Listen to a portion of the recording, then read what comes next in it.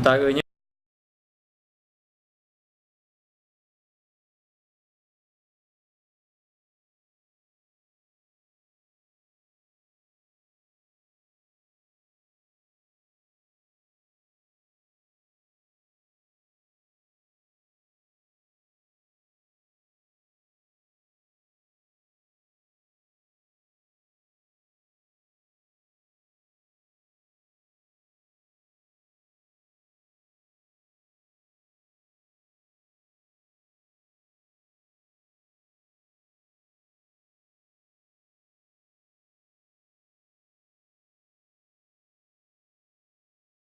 sebagai jalan berwirid dan berzikir kepada Allah dengan ucapan kalimat tauhid. Tiada Tuhan melainkan Allah yang esa, tiada sekutu baginya. Baginya pemerintahan dan baginya segala puji, dan dialah Maha berkuasa di atas tiap-tiap sesuatu.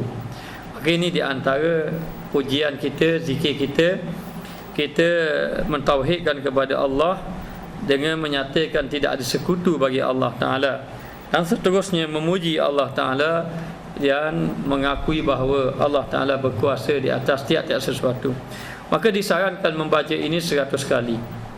Dan ataupun dengan hanya menyebut sirah la ilaha illallah sebanyak 100 kali.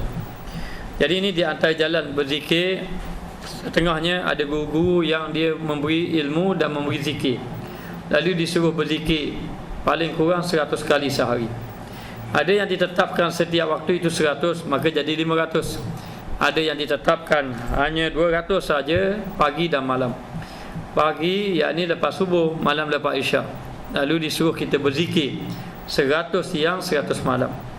Maka dikatakan bahawa selepas orang itu berzikir, maka dia bertafakur sebanyak 100 kali sambil bertafakur, yakni memikirkan bahawa tiada pencipta, tiada yang memberi rezeki, tiada yang melapangkan dan tiada yang menyempitkan, yang memberi manfaat dan memberi mudarat, melainkan adalah Allah Subhanahu Wa Taala semata-mata. Jadi selepas pada zikir kita bertafakur. Sebab itu disarankan lepas pada kita berzikir ini kita sebut Ilahi anta maksudi wa ridhaka matlubi. Engkau ya Allah, ilahi ya Allah, anta maksudi, engkau lah tujuan aku. Yang apa aku buat ini tidak ada tujuan kecuali Allah. Engkau lah maksud aku ataupun tujuan kita. Wa ridhaka matlubi, dan keredaan engkau lah itu tuntutan ataupun apa yang kami cari. Yang kami cari hanya keredaan daripadamu ya Allah. Kemudian kita disuruh bertafakur. Bila kita disuruh bertafakur, lepas kita berzikir, yang kita sebut hati kita tiada Tuhan melainkan Allah, maknanya kita bertafakur, kita meletakkan bahawa tidak ada yang lain yang berkuasa, baik rezeki, baik apa-apa saja, kecuali hanya Allah Subhanahu Wa Taala. Maka yang memberi manfaat, yang memberi mudarat itu adalah Allah Subhanahu Wa Taala. Maka zikir yang disertai dengan tafakur yang diambil daripada guru ini, dia bukan saja menghidupkan hati kepada Allah, bahkan ia boleh membersihkan penyakit-penyakit yang ada di dalam hati. Di samping itu juga dia perlu berusaha menyingkirkan parasit ataupun penyakit yang telah menakluk hati, seperti cintakan dunia, mengikut hawa nafsu, ataupun syahwat, ataupun penyakit was-was, kekusutan pemikiran, serta pelbagai rintangan dan halangan, sehingga hati menjadi satu hanya kepada Allah dan tiada kepada yang selainnya. Maka di antara kehebatan zikir ini, dia terus membawa kepada perubatan sakit, penyakit yang ada di dalam hati. Kalaulah kata sesuatu itu berpenyakit, maka hendaklah diletakkan obat. Diletakkan obat. Kalau sesuatu itu kotor, hendaklah dibersihkan. Maka sesuatu yang ada di dalam tubuh badan kita yang disebut di dalam hadis Nabi, ala inna fil jasadi mudghah idza salahat salahat jasadu kullu wa idza fasadat jasadu kullu ala wa hiya qalbu. Sesungguhnya di dalam tubuh badan kamu ada seketul daging, kalau baik-baik semuanya, kalau elok-elok, kalau rosak-rosak semuanya, maka yang dimasukkan seketul daging itu adalah hati. Maka pada hati itulah terletaknya penyakit. Pada hati inilah terletaknya penyakit. Maka hati ini perlu dibersihkan. Hati ini perlulah diobati. Kalau ada penyakit, lalu diletakkan obat. Kalau kotor, lalu dibersihkan. Maka obat dan alat pembersih kepada hati adalah berzikir la ilaha illallah. Maka seseorang yang tidak berzikir tidak boleh mencabut nafsu yang ada di dalamnya, seperti cintakan dunia, mengikut hawa nafsu, ataupun penyakit was-was, mengikut syahwat dan sebagainya, kecuali dengan jalan berzikir kepada Allah Subhanahu wa taala. Kesan daripada dia berzikir, lalu akan hidup hatinya, akan meletakkan bahawa kepada Allah lah apa yang dia buat. Maka dia akan menjadikan Allah Ta'ala matlamatnya, dan dia akan mengikut perintah Allah Ta'ala apabila hati sudah hidup dengan Allah. Maka apabila hati sudah hidup dengan Allah, dia sudah tidak lagi cinta kepada dunia, bahkan cinta pada akhirat. Dia sudah lagi tidak mengikut hawa nafsu, tetapi mengikut syariat Allah Subhanahu wa taala. Kerana hati sudah bersih, kerana hati tadi telah diobati dengan kalimah la ilaha illallah. Inilah tauhid. Inilah yang perlu dilakukan sebagai wirid harian ataupun zikir, sebagai jalan mengingati Allah Subhanahu wa taala. Maka dengan jalan apa? Dengan kalimah tauhid. Oleh kerana itu Allah Subhanahu wa taala telah menyeru kepada tauhid yang murni ini. Suruh kita menyeru kepada kalimah tauhid, sehingga disebut fa'lam annahu la ilaha illallah. Ketahuilah bahawa sesungguhnya tiada Tuhan melainkan Allah. Maka tiada Tuhan melainkan Allah ini bukan saja letak di lidah. Kalau letak saja di lidah, tidak lagi sempurna iman seseorang tadi. Maka daripada lidah ini sehinggalah dia faham kalimah yang dia ucap, maka akalnya menangkap kalimah yang disebut la ilaha illallah.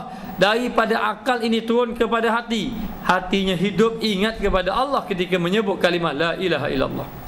Apabila kesan dia ini menyebut kalimah la ilaha illallah yang menyebabkan hati dia hidup kepada Allah, zikir yang hidup hati inilah yang dapat membersihkan hati daripada penyakit-penyakit duniawi, seperti cintakan dunia, mengikut hawa nafsu, penyakit was-was dan sebagainya. Maka begitulah juga Allah SAW telah menggalakkan kita umat Nabi Muhammad supaya banyak mengulangi kalimah tauhid, supaya kita banyak, bahkan dikatakan baharukanlah tauhid kamu dengan kalimah la ilaha illallah, baharukanlah iman kamu dengan kalimah la ilaha illallah. Maka disuruh kita agar banyak mengulangkan kalimah tauhid ini, di samping banyak ganjaran-ganjaran ataupun kelebihan bagi orang yang berzikir kepada Allah Subhanahu wa taala. Maka orang yang berzikir kepada Allah ini, dia ini akan cepat sampai kepada Allah. Hati itu hidup kalau sembahyangnya akan menghasilkan khusyuk, kalau akhlaknya akan melahirkan akhlak yang baik. Kerana khusyuk sembahyang duduk di hati, akhlak baik duduk di hati. Maka yang menghidupkan hati adalah la ilaha illallah, adalah zikir. Kalau seorang itu hidupkan hati dengan zikir, maka bila hati sudah hidup, maka semua jadi hidup. Maka sembahyangnya hidup, ada roh. Baca Al-Quran ada hidup. Ada roh bila dia membaca Al-Quran. Kalau dia melakukan amal ibadat, ada roh, ikhlas dia buat amal ibadat. Kalau dia infak fisabilillah, hatinya memang semata-mata kerana Allah Subhanahu wa taala. Maka demikianlah kita disuruh agar memperbanyakkan menyebut kalimah tauhid ini, kerana mempunyai banyak kelebihan dan juga ganjarannya. Maka Rasulullah sallallahu alaihi wasallam ada bersabda, qala Rasulullah sallallahu alaihi wasallam, afdalu zikri la ilaha illallah. Maknanya Rasulullah sallallahu alaihi wasallam bersabda, zikir yang paling afdal, yang paling afdal adalah kalimah la ilaha illallah, yang ini menyebut kalimah la ilaha illallah. Sebab itulah seorang itu, Islam itu sempurna dengan ada iman, Islam, ihsan. Iman itu ada apa? Ada pegangan. Islam itu ada apa? Ada ibadat kepada Allah. Ihsan itu ada apa? Ada roh dalam ibadat tadi. Iman dan Islam tadi, amal dan juga iman tadi ada roh. Maka bila rohnya hidup, dia akan melihat Allah.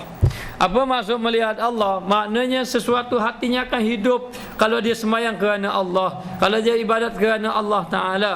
Lalulah apabila hati sudah bersih dengan berzikir kepada Allah, dia melakukan ibadat seolah-olah dia melihat Allah. Hatinya akan menjadi khusyuk kepada Allah Subhanahu wa taala. Maka dalam menghuraikan hadis ini yang Nabi sebut afdalu zikri la ilaha illallah, Al-Allamah Ibnu Alan ada berkata, sesungguhnya ia, iaitu kalimah la ilaha illallah, memberi kesan yang jelas dalam mensucikan hati. Sebab itu kadang-kadang kalau orang itu sembahyang banyak, dia sembahyang daripada dia ini balik umur 15 tahun sampai umur 30, sampai umur 40, sampai umur 50, kadang-kadang tidak berjumpa dengan kekhusyukan sembahyang. Begitu juga orang yang belajar ilmu. Kadang-kadang dia belajar ilmu, sama ada ilmu masa dia budak dia belajar ilmu, tetapi ilmunya kadang-kadang tidak memberi kesan di dalam hatinya. Kadang-kadang ada ilmu tetapi akhlaknya sama dengan orang yang tidak ada ilmu. Jadi kenapa ilmu sudah ada, ilmu ini tidak lagi memberi kesan kepada hati. Ibadat itu pun belum lagi beri kesan kepada hati. Maka ibadat yang macam mana memberi kesan kepada hati? Ibadat yang ada roh. Ibadat yang ada roh. Tubuh badan yang tidak ada roh, umpama patung. Patung macam kita juga, ada tangan. Patung pun ada tangan, ada kepala, ada mata, ada mulut, ada kaki. Maknanya ada tangan, ada rambut, boleh diletakkan rambut. Maka semua sudah ada, tubuh badan semua macam kita. Bahkan dia boleh buat. Dia boleh buat. Kalau patung ini bentuk siapa, dia boleh buat. Dia nak bentuk orang ni, dia boleh buat patung sebiji macam orang ni, tapi tidak hidup. Kenapa? Tidak ada roh. Maka jasad yang tidak ada roh itu tidak ada manfaat. Maka begitulah kalau ibadat tidak ada roh, seolah-olah tidak ada manfaat. Bahkan dikatakan tidak ada manfaat. Maka hidupkan ibadat tadi dengan roh. Dengan roh cara macam mana? Dengan hidupkan melalui berzikir kepada Allah Subhanahu wa taala. Seorang telah bertanya dengan seorang syekh sufi. Dia kata, saya telah bersembahyang tapi tidak khusyuk. Saya telah membaca Al-Quran tetapi tidak mendapat kekhusyukan dalam membaca Al-Quran. Dia mengatakan bahawa ibadat kamu sudah buat, sembahyang sudah buat, Quran sudah buat, tetapi zikir kamu belum buat lagi.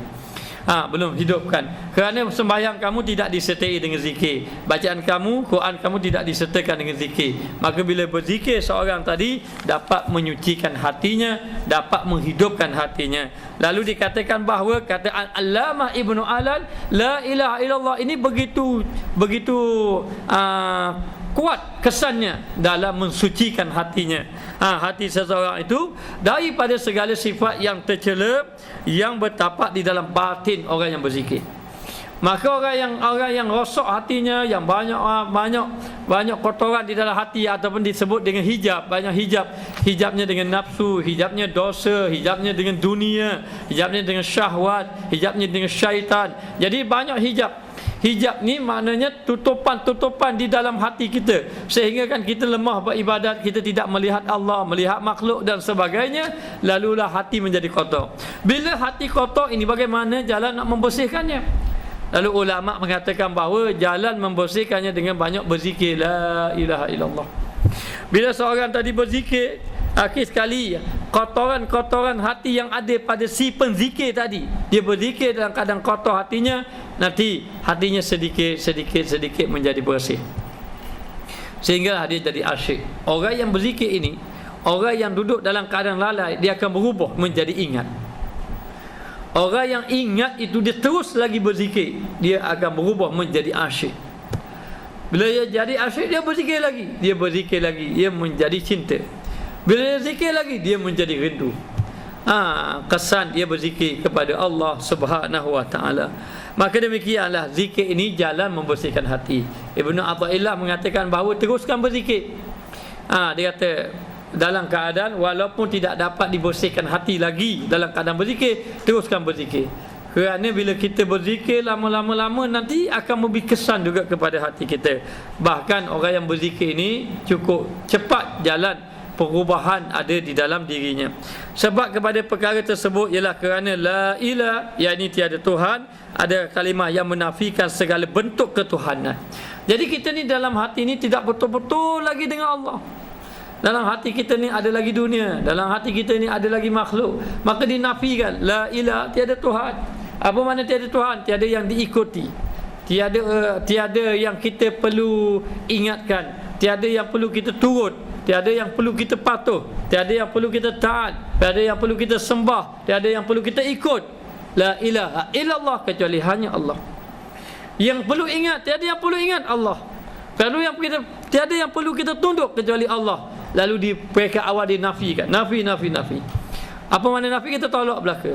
Kita nak semayang, ketika nak semayang, lalulah kita ingat saja ada orang apa ni memuji kita. Lalulah kita pun semayang, bila semayang mari ingat nanti orang akan puji kita. Lalu dinafikan, hati hidup.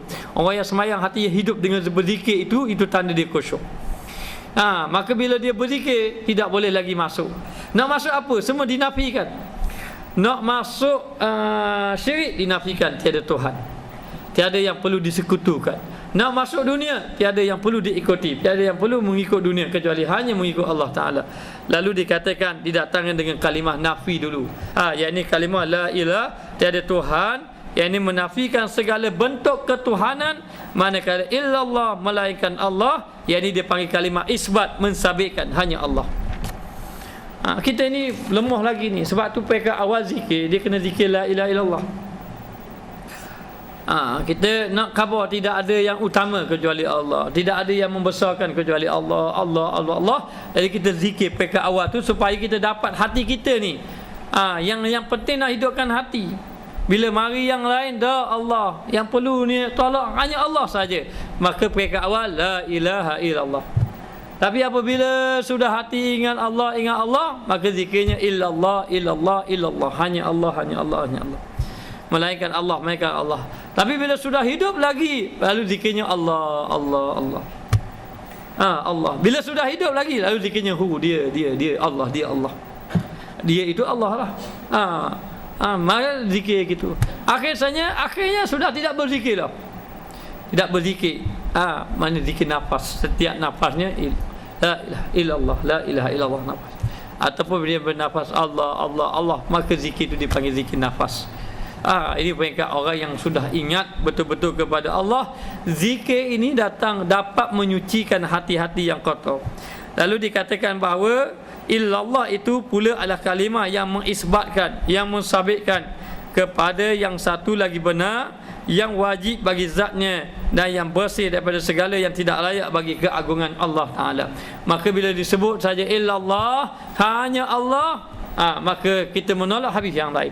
Tidak ada yang hebat, hanya Allah. Tidak ada yang agung, hanya Allah. Tidak ada yang berkuasa, hanya Allah. Ini orang yang berzikir, yang hatinya hidup kepada Allah Subhanahu Wa Ta'ala. Maka kesan yang besar di antaranya ialah menanamkan tauhid di dalam hati.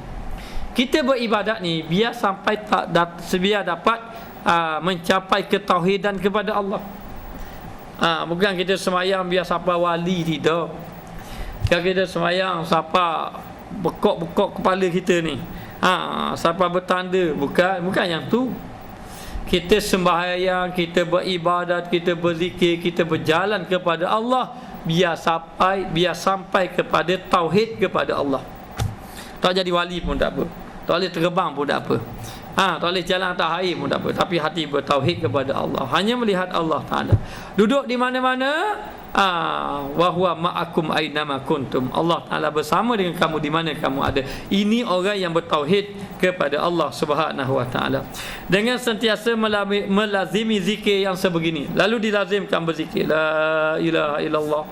Zikir yang terdapat pula pada lidah penzikir tadi akan terpantul kepada batinnya sehingga ia menjadi utuh. Jadi orang berzikir pekat awal memang la ilaha illallah. Zikir lidah saja, hati kosong, la ilaha illallah, la ilaha illallah, dia berzikir. Maka bila kita berzikir lidah, hati yang penting tu. Hati dia. Maknanya yang penting hati. Kalau boleh hati nak berzikir ni, sama ada la ilaha illallah luar, dalam pun la ilaha illallah, tapi biasanya la ilaha illallah dalam la ma'buda illallah. Jadi la ma'buda illallah, la ma'buda illallah tu duduk hati. Luar ni la ilaha illallah, la ilaha illallah, la ilaha illallah hidup, la ma'buda illallah, la ma'buda illallah. Zikir. Boleh jadi tangan kita ini sudah 200. Ikut subhah ni, ikut tasbih. Mulut baru 1,5. Lepas tu dalam hati baru 50. Tak apa.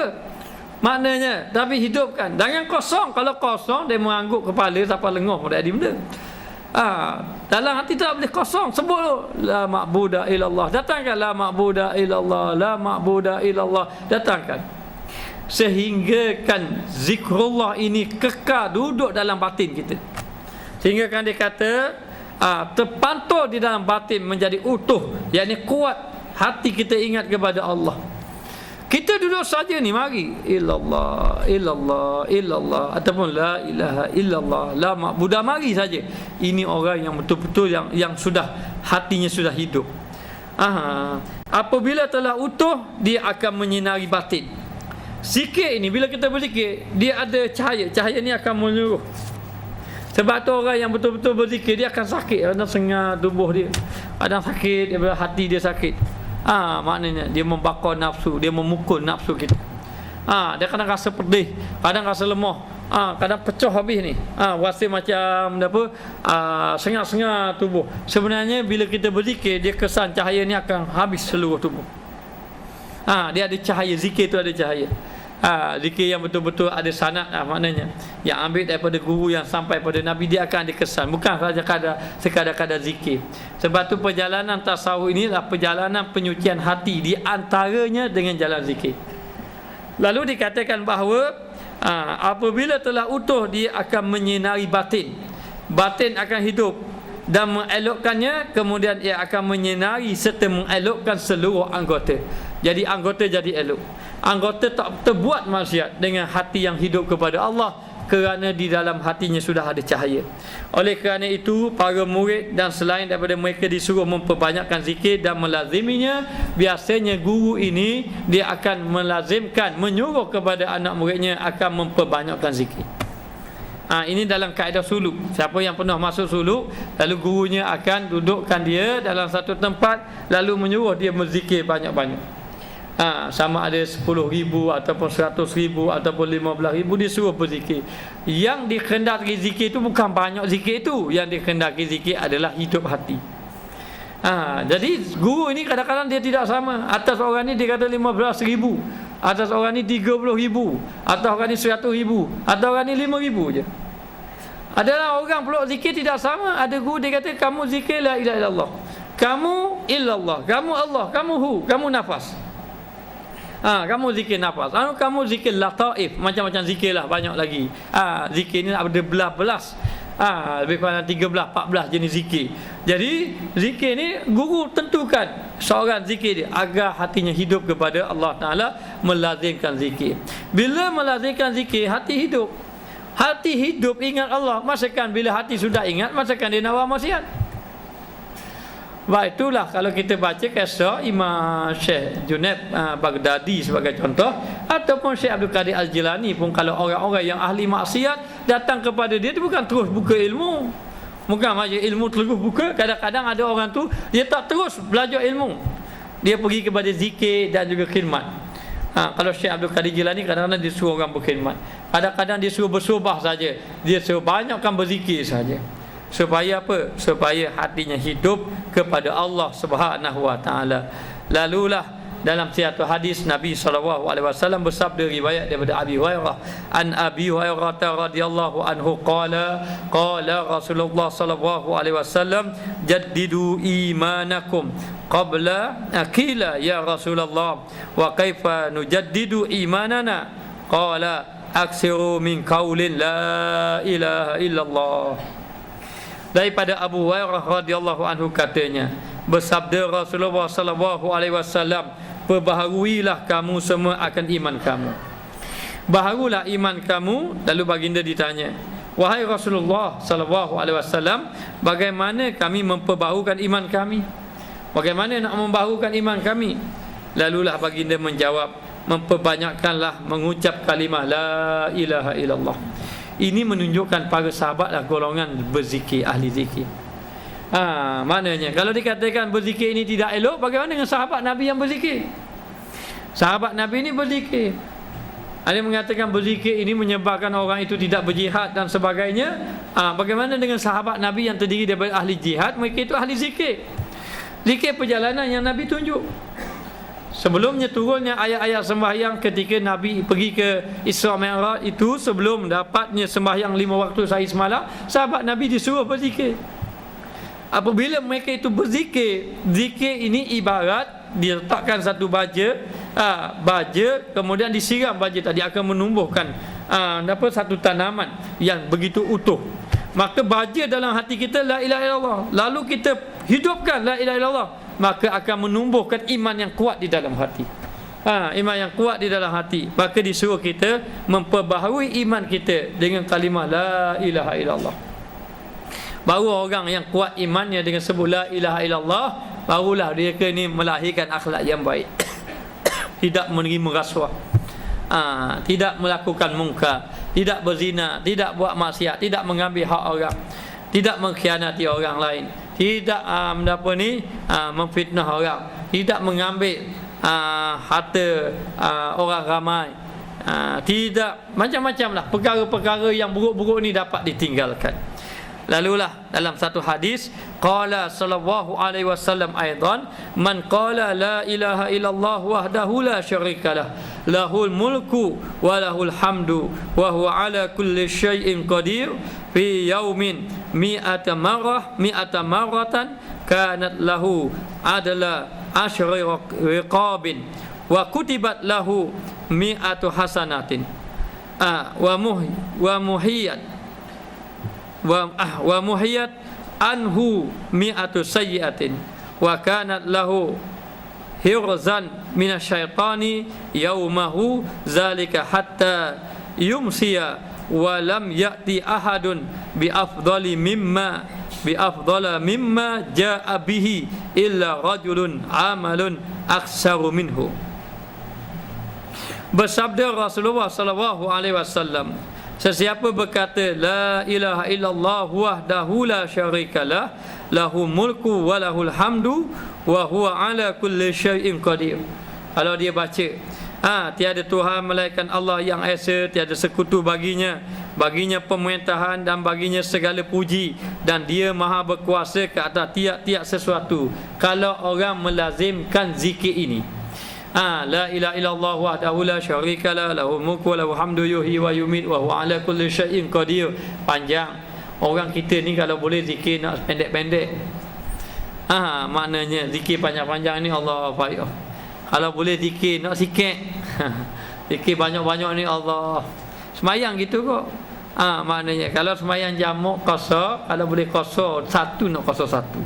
Tapi oleh kerana qasar dua lah. Kalau orang boleh amal zikir panjang-panjang, la ilaha illallah wahdahu la syarikalah lahu mulku wa lahul hamdu yuhyi wa yumiit wa huwa ala kulli syai'in qadir. Kalau dia boleh amal 100 hari. Kalau boleh amal. Bagi saya tidak amal yang ni, saya amal juga tapi amal yang lain. Tapi siapa yang nak mengamalkan yang ini pun boleh diamalkan. Kerana kita belajar ni kalau boleh amal, kita cuba amalkan. Maka disebut. Kadang-kadang kita perlu juga tahu fadilat-fadilat. Bila kita tahu fadilat, jadi semangat sikit. Semangat sikit kita nak beramal. Tetapi diajar juga bukan kerana nak fadilat itu. Jadi kadang-kadang bila kita baca satu ayat nak kaya, lalu kita pun baca. Nanti tak kaya-kaya kita putus asa. Mana ni tak kaya-kaya pun. Maknanya macam mana nak kaya ni? Katanya oleh kerana ada satu ayat itu, dia panggil ayat apa? Ayat 1000 dinar. Ambuh ke 1000? Nak 1000. Cuba baca ayat ini. Baca. Mana tak dapat 1000, dapat 100 je sehari, tak dapat 1000 sehari pun. Lalu lemah semangat. Kadang kita ini kena niat betul. Kita berzikir ni kerana Allah. Hanya sekadar nak tahu saja, kemudian kita buat. Ada pun Allah Ta'ala beri fadilat ke tidak beri, itu kelebihan daripada Allah. Allah Ta'ala yang berhak memberinya ataupun tidak memberinya. Lalu dikatakan kalau orang itu dapat membaca ayat la ilaha illallah wahdahu la syarikalah, katanya sebanyak 100 kali dalam sehari adalah baginya ganjaran seperti dia membebaskan 10 orang hamba. Satu hamba ni cukup besar dah kalau membebaskan satu hamba. Maka sahabat Nabi yang banyak membebaskan hamba, di antaranya Sayyidina Abu Bakar As-Siddiq, yang banyak membebaskan hamba sehingga kan Sayyidina Abu Bakar ini dikenali dengan Atik. Atik ni maknanya orang yang membebaskan hamba. Maka dengan la ilaha illallah, ada sahabat Nabi dia tidak ada harta untuk membebaskan hamba, lalu Nabi suruh membaca la ilaha illallah wahdahu la syarikalah lahul mulku wa lahul hamdu yuhyi wa yumiit wa huwa ala kulli syai'in qadir. Maka dia ini yang membaca ini seumpama membebaskan 10 hamba. Banyak mana? 100 kali. Kalau dia nak mencari harta banyak-banyak, mungkin boleh jadi 1000 dinar, 100 dinar, 500 dinar sebagai contoh, ataupun dengan nilai yang dirham, untuk dia nak membebaskan hamba, maka mungkin dia susah.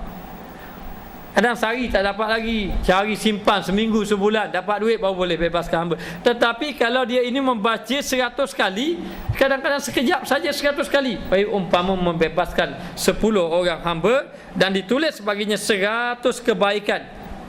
Dia akan ditulis 100 kebaikan pahala, dan dihapuskan 100 dosa-dosa ataupun kejahatan-kejahatan dengan kita menyebut la ilaha illallah wahdahu la syarikalah lahu mulku wa lahu hamdu yuhyi wa yumiit wa huwa ala kulli syai'in qadir, hanya 100 kali. Mana kelebihan yang Allah Ta'ala beri. Dan kalimah itu juga akan menjadi pelindung daripada syaitan. Sehingga kan dikatakan bahawa sesiapa yang membaca kalimah ini la ilaha illallah wahdahu la syarikalah hingga akhir 100 kali sehari, hari itu kalau ada orang nak mudaratkan dia akan diselamatkan oleh Allah. Kalau ada orang ada hari itu dia ini orang nak menzalimi dia akan diselamatkan. Maka mana-mana makhluk yang ingin menzalimi dia, sama ada terdiri daripada manusia, syaitan ataupun jin, akan diselamatkan oleh Allah dengan berkat kalimah la ilaha illallah wahdahu la syarikalah. Hingga akhirnya. Ini kelebihan bagi orang yang membaca kalimah ini. Lalu dikatakan bahawa dia akan menjadi pendendeng daripada syaitan pada hari itu dia mengucapnya sehinggalah pada waktu petang. Pada waktu petang, dan tidak datang pada hari akhirat seseorang yang lebih afdal berbanding apa yang dibawa datang olehnya, melainkan lelaki yang beramal lebih banyak daripadanya. Maka di antara orang yang afdal dekat negeri akhirat, sehingga kan Allah Ta'ala panggil ya ahlal karam, wahai orang-orang yang mempunyai kemuliaan. Nabi cerita nanti dekat negeri akhirat Allah Ta'ala akan panggil khusus wahai ahli-ahli yang mulia, ahli karam. Lalu sahabat Nabi tanya, ya Rasulullah, siapa ahli karam ini, orang-orang yang dimuliakan, sampai dipanggil oleh Allah Ta'ala dengan panggilan khusus kepada golongan ini? Lalu Nabi mengatakan golongan ini adalah golongan yang berzikir kepada Allah. Golongan yang berzikir kepada Allah Ta'ala. Maka sebagai ringkasannya, wirid ini hendaklah dilakukan pada waktu pagi dan petang. Jadi kita baca kitab ini, kita ambil sanad daripada Syekh Yusuf dahulu. Jadi kita telah membaca kitab ini dan diijazahkan saya agar membaca kitab ini, maka dan boleh beramal dengan amalan yang ada dalam kitab ini. Maka sesiapa yang mendengar kuliah ini, kalau andai kata dia nak beramal, maka boleh amalan la ilaha illallah wahdahu la syarikalah ini. Kalau lebih kuat lagi nak beramal, nanti jumpa dengan Syekh Yusuf nanti yang akan datang malam besok. Maknanya jumpa dia, nanti boleh minta zanat dengan dia. Saya nak beramal dengan ilmu yang ada dalam kitab Haqaiq Tasawuf ini, untuk dia amalkan sebanyak 100 kali sehari. La ilaha illallah wahdahu la syarikalah lahul mulku wa lahul hamdu yuhyi wa yumiit wa huwa ala kulli syai'in qadir. Bahkan kita ni bagi orang yang beramal ibadat, mesti ada satu amalan yang menjadi amalan berterusan. Kalau dengan arti kata mesti kena ada amalan zikir. Amalan zikir kepada Allah Ta'ala. Maka amalan wirid ini dilakukan pagi dan petang dalam keadaan duduk bersunyi diri di antara hamba dengan Tuhannya.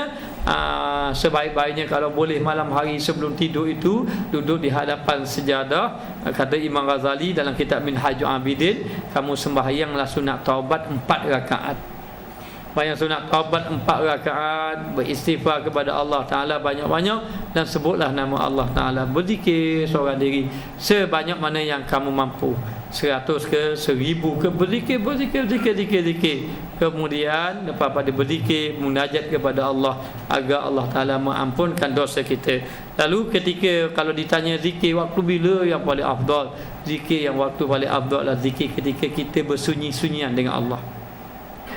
Sunyi-sunyi dengan Allah, duduk seorang diri. Lalu Nabi ini dilantik menjadi Rasul dengan kedatangan wahyu yang pertama ketika Nabi berkhalwah, ketika dia bersunyian dengan Allah. Sehingga ulama mengatakan bahawa seseorang itu kalau boleh biar ada masa bersunyian dia dengan Allah Subhanahu wa ta'ala. Lalu guru-guru ini yang memimpin zikir-zikir ini, biasanya dia akan mengumpulkan anak muridnya dalam satu kaedah yang dipanggil kaedah suluk, sebagai jalan untuk dia, ayat ni anak-anak muridnya bersunyi-sunyi dengan Allah Ta'ala. Dia tunjuk jalan. Maka dia dudukkan di satu tempat, lalu guru tadi akan suruh dia berzikir sebagai jalan dia bersunyi-sunyian dengan Allah Ta'ala. Dengan demikian itu, ia telah membuka tabir siangnya dengan mengingati Allah dan menutup tirai malamnya dengan mengingati dan mentaati Allah. Sebab itu orang-orang ahli zikir, dia ini menunggu waktu malam. Dia ada dua, tunggu waktu malam. Orang ahli zikir dengan orang curi. Orang curi dia tunggu waktu malam. Dia tunggu waktu malam, pukul 3 pagi, pukul 4 pagi, tu dia tunggu juga. Yang satu lagi ahli zikir, ahli ibadat, dia tunggu waktu malam. Kerana waktu siang ni waktu makhluk ramai datang jumpa dia, datuk makhluk ni kadang-kadang kita bersama dia siang malam. Kadang-kadang kita siang malam ini payah kita nak bersunyi-sunyian. Kadang-kadang bunyi telefon, tengah baca Quran bunyi telefon, tengah berzikir tengah bunyi telefon. Begitu, ataupun kita pun telefon orang waktu. Jadi begitu. Jadi siang ini Allah macam-macam. Kadang kita nak rehat, orang datang ajak kita berjalan, bersembah-sembah. Jadi tak boleh lagi. Lalu kena ada masa, kadang-kadang waktu malam pukul 2, pukul 3 pagi. Pukul 1 pagi, tak ada orang telefon dah. Ada kecuali orang duduk jauh-jauh. Duduk jauh-jauh. Satu hari saya Yusuf telefon. Saya ingat ke saya. Dia pun telefon pukul 2 pagi. Saya kata, siapa telefon malam-malam ini? Telefon tak ada orang telefon. Bunyi Assalamualaikum, Waalaikumsalam. Lepas tu bunyi Arab, kaifaluka, dia cakap Arab. Ana bi khair, kita ikut kata-kata dia. Kita nak cakap Melayu, siapa ni telefon? Rupanya dia Syekh Yusuf. Telefon daripada Lebanon, dia telefon sana tu. Kita ingat ke kawan-kawan. Lalu dia cakap Arab, kita pun cakap Arab. Jadi Arabnya ada lagu-lagu sikit. Kaifaluka, ana pun kita pun cakap ana bi khair, kita ikut dia. Kita buat main-main ke dia. Dia pun tanya, anta Mustafa? Naam, ana Mustafa. Anta, man anta? Tanya dia. Oh, punya Syekh Yusuf. Terkejut kita, Masya Allah. Syekh Yusuf. Jaranglah begitu malam-malam orang telefon kita, jarang. Tapi waktu malam-malam sunyi-sunyian inilah waktu yang kita boleh berzikir. Waktu yang asyik berzikir. Dia sama ada kalau kita berzikir lewat malam ni, hanya ada kita asyik zikir ataupun kita asyik tidur. Tengah-tengah zikir tertidur, biasa begitu. Ataupun kita asyik berzikir. Lalu biasanya ahli-ahli sufi ini kadang-kadang dia ini dia peruntukkan waktu malam itu waktu berzikir. Sehingga kan ada kenyataan daripada ahli sufi mengatakan bahawa golongan kami, golongan mana? Golongan ahli-ahli sufi ini, dia mengatakan bahawa kalaulah diketahui bahawa golongan kami ini diketahui oleh raja-raja, dia akan cemburu kepada kami. Sebab apa? Kerana kami lebih lagi berasa nikmat duduk bersama dengan Allah dibandingkan dengan mereka yang duduk bersama dengan duduk di dalam istana-istana. Maknanya betapa nikmatnya, asyiknya, iaitu berzikir kepada Allah di malam hari. Lalulah dikatakan bahawa moga-moga dia tergolong daripada golongan mereka yang telah difirmankan oleh Allah. Siapa? Orang yang berzikir kepada Allah Ta'ala ini. Dan kalau kita ini menjadi ahli zikir, moga-moga kita tergolong juga di kalangan yang Allah Ta'ala firmankan, وَالذَّاكِرِينَ اللَّهَ كَثِيرًا وَالذَّاكِرَاتِ أَعَدَّ اللَّهُ لَهُمْ مَغْفِرَةً وَأَجْرًا عَظِيمًا. Yang Allah Ta'ala firmankan bahawa laki-laki yang berzikir kepada Allah banyak-banyak, dan begitu juga perempuan yang berzikir kepada Allah Ta'ala banyak-banyak, mengingati Allah Ta'ala banyak-banyak, Allah Ta'ala telah menyediakan kepada mereka keampunan Allah dan juga pahala yang besar. Jadi sebenarnya kalau kita belajar ilmu, kita sudah belajar ilmu, banyak kuliah-kuliah maghrib kita sertai, banyak ustaz-ustaz kita jumpai, banyak buku-buku yang kita membacanya, banyak mendapat program-program agama yang kita hadirinya. Itu sudah bagus. Ada seorang syekh, dia bertanya saya, dia kata, ustaz bawa anak ustaz berzikir tak? Saya kata tidak berzikir. Bawa tak anak murid berzikir? Dia kata tidak bawa. Habis tu ilmu kamu nak bawa ke mana? Kamu yang tidak berzikir, ilmu nak bawa ke mana? Ilmu kita ni kita kena hidupkan. Jadi ilmu kita kumpul ilmu, tapi kita tidak hidupkan. Maka nak hidup ilmu dengan apa? Dia kata hidup ilmu dengan zikir lah. Baru ilmu kamu hidup. Kalau tidak, nanti kita ni, kita hanya saja kumpul saja ilmu. Tapi ilmu itu tidak dapat melahirkan di dalam hati, tidak akan terkesan di dalam hati. Kenapa? Hati tidak hidup. Maknanya tempat meletak ilmu itu duduk dalam hati sebenarnya. Ilmu yang kita kumpul letak dalam hati, kan letak sini. Ini letak dalam hati. Sebab itu dia kata al-ilmu memiliki al-ilmu fi sudur, ilmu di dalam hati, dalam dada. Jadi hati kita ini nak terima ilmu ni mesti macam mana? Mesti hidup hati baru boleh terima itu. Maka dengan cara macam mana? Kena zikir. Sebab tu dia kata fas'alu ahla zikri in kuntum la ta'lamun. Ahla zikir itu ahli ilmu. Bertanyalah kamu kepada ahli ilmu kalau kamu tidak mengetahui. Kenapa Quran tidak menyebut fas'alu ahla ilmi?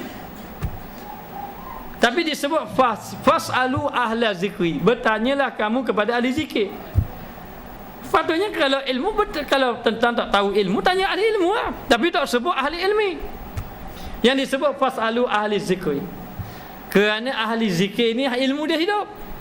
Ahli ilmu kalau dia tak berzikir, ilmunya tak hidup. Lalu disebut bertanyalah kamu kepada ahli zikir kalau kamu tidak mengetahuinya. Ini juga mengatakan bahawa ahli-ahli zikirnya ilmunya akan menjadi bersih. Bersih ilmunya dengan adanya berzikir kepada Allah Subhanahu Wa Taala. Jadi sudah banyak kita belajar ilmu sembahyang, sudah banyak. Satu lagi yang belum lagi, iaitu zikir. Zikir. Kalau Imam Al-Ghazali dia kata orang yang beribadat, orang yang ada ilmu, orang yang beramal. Orang yang ada ilmu kemudian beramal. Lagi tidak cukup lagi. Satu lagi apa? Taubat. Lepas daripada taubat baru zikir. Kerana membersihkan hati. Ada orang ilmu, amal, zikir, taubat. Ada zikir, ilmu, amal, taubat, zikir. Ini perjalanan yang dibawa oleh ahli-ahli sufi. Jadi sekarang ini kita sudah belajar. Sama kita belajar banyak, beramal banyak, berdakwah banyak. Tapi mana dia menghidupkan ilmu, amal, dakwah tadi? Untuk melahirkan akhlak. Zikir tidak hidupkan lagi. Maka kena hidupkan zikir. Jadi hari ini, malam ini yang kita belajar pengajian ini, jangan kita sekadar itu mesti kena ada zikir. Sekurang-kurangnya minta kepada jemaah biar 100 kali sehari. Begitu juga orang yang mendengar kuliah ini, kalau boleh biar 100 kali sehari sebagai jalan penghidupan. Kerana ulama tasawuf dia kata 100, dia mula dengan 100. 100 ini kalau bagi orang yang biasa Allah sikit, tapi bagi orang yang tak biasa banyaknya 100. Banyaknya 100. Kadang ada orang tanya, ustaz suruh 100 je. Itu pasti beribu-ribu dah. Ini yang beribu-ribu ni orang yang sudah biasa, kamu sudah lama berzikir. Adapun kita ini barulah kita nak hidupkan mesti 100 dahulu. 100 sudah lama, 100 naik 200, 300. Bukan yang kita nak zikir itu, kita nak ingat itu kepada Allah Subhanahu Wa Taala. Bila hati betul-betul ingat kepada Allah, maka ini yang disebutkan orang itu telah menjadi ahli zikir. Apa kelebihan ahli zikir? A'addallahu lahum maghfiratan.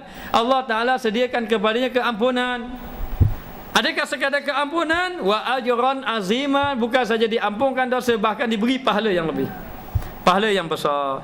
Maka beginilah yang telah kami ambil dan pelajari daripada syekh kami. Katanya maknanya siapa ni pengarang kitab kita ini? Kata pengarang kita inilah yang kami ambil daripada guru kami, syekh kami, Sayyidi Muhammad Al-Hashimi rahimahullahu ta'ala, iaitu sebagaimana beliau juga mengambilnya daripada syekhnya dan seterusnya kepada sampai Nabi SAW. Di sebab itulah ilmu bukan sekadar ilmu. Maknanya kalau perjalanan ilmu ahli sunnah, dia bergerak dengan ilmu dan juga amal. Amal itu melalui zikir. Dia ambil ilmu dengan gurunya, guru dia akan diberi amal untuk menghidupkan ilmu. Maka guru dia juga begitulah mendapat ilmu dan amal. Begitulah seterusnya sampai kepada Nabi SAW. Sahabat Nabi ini dia dapat ilmu bukan sekadar ilmu Nabi daripada dengar hadis Nabi sahaja. Nabi sebut begini. Qala Rasulullah SAW min husni islami ma'itaquhu ma la ya'ni. Nabi pun cakap la yu'minu ahadukum hatta akuna ahabba ilahi min walidi wan nasi ajmain. Ataupun dalam hadis-hadis yang lain. Maknanya Nabi sebut hadis tu, memanglah sahabat Nabi ambil ilmu daripada Nabi. Sahabat Nabi mengambil ilmu daripada Nabi dan ambil zikir dengan Nabi. Mana dua situ? Kenapa kita ini ilmu tak ada zikir? Ini hadis yang terang dah Nabi sebut mengenai zikir. Jaddidu imanakum, qila ya Rasulullah, barukan iman kamu. Lalu kata wa kaifa nujaddidu imanana, bagaimana kami nak membaharukan iman kami? Lalu Nabi mengatakan aksiru min qauli la ilaha illallah. Bermakna sahabat Nabi ambil zikir dengan Nabi. Jadi Nabi menyampaikan ilmu, sahabat Nabi pun terima ilmu, dan Nabi menyuruh zikir, sahabat Nabi berzikir. Ilmu zikir jalan selagi. Ilmu zikir, baru ilmu tu hidup. Kalau tidak habis kita belajar banyak, kuliah banyak, ilmu banyak, guru banyak, tetapi tak ada kesan. Kerana apa? Kerana tidak dihidupkan, dia tidak seiring. Maka jelas kita dapat belajar malam ini, sahabat Nabi pun Nabi suruh berzikir, bermakna sahabat Nabi mengambil ilmu dan mengambil amal zikir. Maka demikianlah kita ambil ilmu, ambil amal zikir. Lalu kata pengarang kita, beginilah kami ambil dengan guru kami. Guru kami pun mengambil beginilah dengan gurunya. Gurunya beginilah, begini sampai pada Nabi sallallahu alaihi wasallam. Begitu keadaannya. Maka bagi seseorang salik dalam menuju jalan ahlillah. Jadi orang salik ni orang yang jalan. Salik ni orang yang baru nak start zikir. Itu jadi orang salik. Dia ada orang awam, ambil ilmu, lepas pada orang awam pergi orang salik. Pergi pada orang yang salik. Orang salik ni orang yang berjalan menuju kepada Allah untuk menjadi ahlillah. Dan tidak sepatutnya hanya terhenti kepada bilangan. Jangan duk fikir bilangan 1,000 banyak hari ni, 5,000 banyak hari ni. Pada peningnya bilangan saja. Duk mikir seorang diri 10,000 dah hari ni. Maknanya esok nak 10,000 lagi. 15,000. Duk mikir ke bilangan, hati dah tak benda-benda. Duk. Jangan tersekat dengan bilangan itu. Bahkan wajar dia menambahkan zikirnya kepada Allah Ta'ala, biar teruskan zikir. Bahkan kalau dia boleh zikir 1,000 dah kesetap, 1,000 tu rasa biasa dah, tambahlah sikit jadi 1,500. Biasanya yang menyuruh tambah ni biasanya guru-gurunya. Ini kerana hati salikin orang yang berjalan pada permulaan sayurnya perjalanannya adalah seperti kanak-kanak kecil, seperti budak-budak. Apabila seorang bayi membesar, jumlah makanannya turut bertambah. Mula gitulah, makan sikit-sikit. Maknanya mana budak-budak kecil bayi kita beri makan banyak-banyak. Tak ada budak kecil makan banyak. Maknanya umur berapa tahun tu? Baru 2 tahun, 3 pinggan makan. Tak ada. Saya tak ada. Maka tengok masa dia budak, dia jalan dengan makanan dia tu sikit. Nestung bekas kecil je, piring je makan. Orang macam kita, anda nak makan dengan piring? Nak makan dengan piring tak? Tak makan dengan piring. Kena makan dengan pinggan, bapok pinggan. Maknanya kalau Fendi tu 3 pinggan biasanya baru kenyang. Maknanya. Jadi nak beritahu, tengok kedudukan. Kedudukannya. Maka turut bertambah. Maka begitulah juga dengan murid. Murid begitu kok, tambah. Apabila dia meningkat dalam sainya, dalam perjalanannya menuju kepada Allah, zikirnya juga bertambah. Zikirnya kena bertambah. Boleh jadi 100, sudah sehari 100, lama je 200, 300, 500. Orang ini sudah rutin 500, sudah biasa 500, tak rasa apa-apa. Naik lagi 600 sampai kepada 1,000 dan seterusnya. Ini kerana zikir adalah makanan dan penghidupan bagi hati, maka ia pun ada makanan.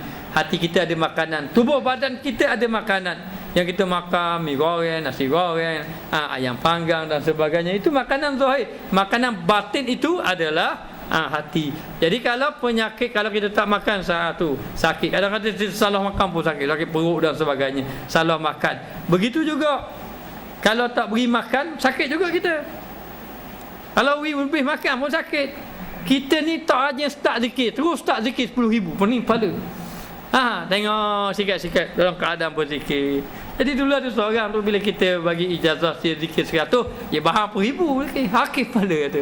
Dah boleh tidur malam lah, sakit kepala lah. Berat ada. Telefon baru kau nak start bahang nak lalu dah. Mana sikit-sikit. Kita pun kata saya pun tak zikir, tahu tu banyak-banyak. Saya zikir sikit-sikit aja. Dah nak banyak mana? Slow, turun sikit. Jangan banyak-banyak sangat. Kita berperingkat-peringkat. Maka apabila wirid merupakan jalan golongan saliki menuju Allah Ta'ala, maka syaitan pun mula duduk di tengah-tengah perjalanan dan menggoda mereka. Banyak ujian orang zikir ni. Bila berzikir ni banyak ujian. Dia menyekat ahli zikir dengan berzikir kepada Allah dengan pelbagai alasan macam-macam. Kadang-kadang mulai kesilapan yang tersembunyi dan juga kurang jelas. Ataupun orang ataupun rasa zikir tak betul lah. Macam-macam zikir. Ada macam-macam jalan. Bila kita nak berzikir, banyak rintangan. Sebab tu kita kena teruskan. Sebab tu kita lebih suka zikir sikit-sikit dulu. Sebab nak banyak takut tak tahan kita. Sikit-sikit zikir. Ahabul amali ilallah adwa Muhammadin qala. Yang satu hadis Nabi bersabda, amalan yang paling disukai oleh Allah adalah amalan yang sedikit tapi berterusan. Amalan berterusan walaupun sedikit. Jadi saya menyuruh kepada jemaah, zikirlah 100 kali sehari pun tak apa. La ilaha illallah, la ilaha illallah. Tak boleh pagi petang, dari petang malam.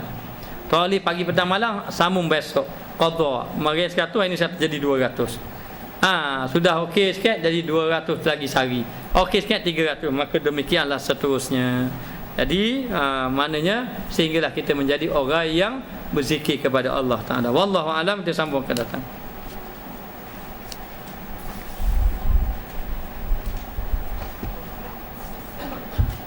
Bismillahirrahmanirrahim. Rabbana zalamna anfusana wa illam taghfir lana wa tarhamna lanakunanna minal khasirin. Wa sallallahu ala sayidina Muhammad wa ala alihi wa sahbihi wa sallam. Walhamdulillahirabbil alamin.